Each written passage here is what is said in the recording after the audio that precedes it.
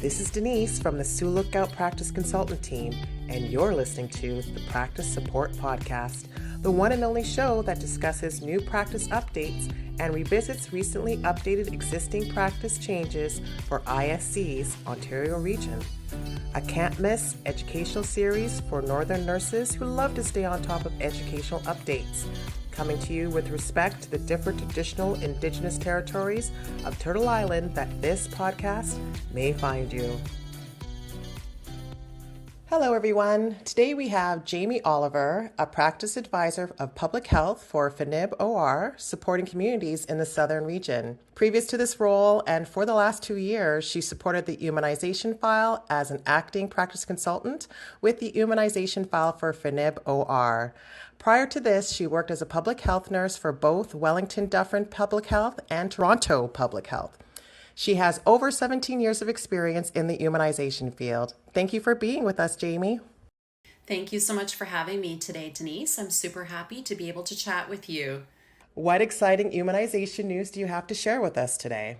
Today, we'll be discussing immunization program extensions to 2024 outlined within the Ontario Ministry of Health guidance for routine and catch-up immunization services. This document was created to offer extensions to certain age or grade-based vaccines that individuals may have missed due to the pandemic, and it's intended for immunization service providers in conjunction with the publicly funded immunization schedules for Ontario. As a result of the pandemic, eligible individuals may have missed the opportunity to receive publicly funded vaccines geared for specific age groups. To ensure eligible individuals receive these vaccines, the MOH has extended the eligibility to these groups. The extensions are focused on the school-aged and high-risk vaccine programs, as well as the shingles vaccine. Interesting. So why do you think it's important for healthcare providers to be aware of this extended immunization program? Individuals who have missed recommended vaccines are less susceptible to vaccine-preventable diseases. And furthermore, if they wish to obtain the vaccines in the future, they may incur the cost of purchasing the vaccine since they may no longer be eligible within this publicly funded schedule. The extensions provide an opportunity to ensure these individuals are still able to receive the vaccines within that publicly funded platform, but it's also important to consider that if a vaccine dose has been delayed, the individual should be immunized at the earliest opportunity, and that the interruption of a vaccine series does not require restarting that series.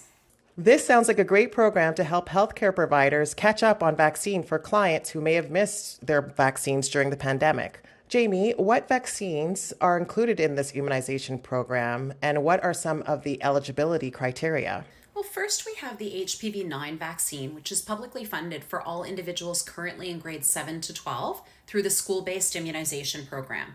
As indicated in the Ontario Guidance for Routine and Catch-up Immunization Services document, HPV-9 can be offered publicly funded until the end of August of this year to all students that graduated in the 2019 to 2023 school years that were born between 2002 and 2006. It's important to follow up with individuals in this age range to ensure they're aware of their eligibility extension and ensure that they complete that vaccine series. As August approaches, consideration may be given to the minimum vaccine intervals between doses to ensure individuals receive a complete series. Keep in mind, individuals aged 15 years of age and older do, however, require a 3-dose HPV-9 immunization schedule, as per the Canadian Immunization Guide.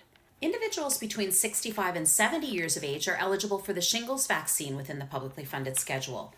The extension eligibility for shingles vaccine has expanded to those born between 1949 to 1953. These individuals remain eligible until December 31st of 2024. Again, a really important population to ensure access to free vaccine while they're still eligible. Ontario's Guidance for Routine and Catch-up Immunization Services document should also be consulted for extension of some high-risk vaccines, and these include HPV-9 for high-risk males aged 9 to 26, Men B for eligible individuals aged 2 months to 17 years of age, and Menactra for eligible individuals aged 9 months to 55 years. And extensions to these programs are made available until December 31st, 2024. It really sounds like the Ministry of Health is very concerned about capturing these various age groups for all of these vaccines. Where would a healthcare provider find more resources about this extended eligibility program, Jamie? Resources specific to the Ministry of Health extended eligibility can be found on the immunization page on One Health or on the Ontario Ministry of Health website specific for vaccine providers. If you need assistance locating a copy, please do reach out to the practice advisor that supports your communities.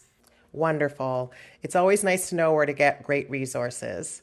Are there any other key points that you would like to share with us about the plan for extended eligibility of vaccines for our clients? It is really essential that when assessing a vaccine record, we consider Ontario Ministry of Health extended eligibility for vaccines in conjunction with the current publicly funded immunization schedules for Ontario. We know right now that there are competing priorities in community, but every opportunity to offer vaccine through the extended eligibility program should be made to ensure eligible individuals are aware of the extension opportunity and the importance of completing the series. I want to thank you so much, Jamie, for the knowledge and for sharing with us how we can best protect our clients' population in the North. I hope that you'll come back to share more important immunization updates. Of course. Keep in mind, we really need to make every effort to discuss the importance of immunization with community members and that an educated patient is an empowered patient. Thank you so much for having me, Denise. It was a pleasure. Thank you all for listening to the Practice Support Podcast. If you're interested to follow up on any of the information you've heard today, visit One Health and iTacit, where you'll find more links and resources.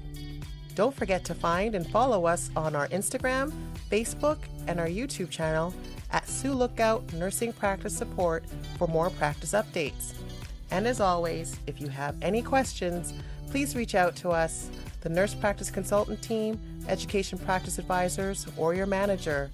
That's all for this episode, friends. We'll see you at our next podcast.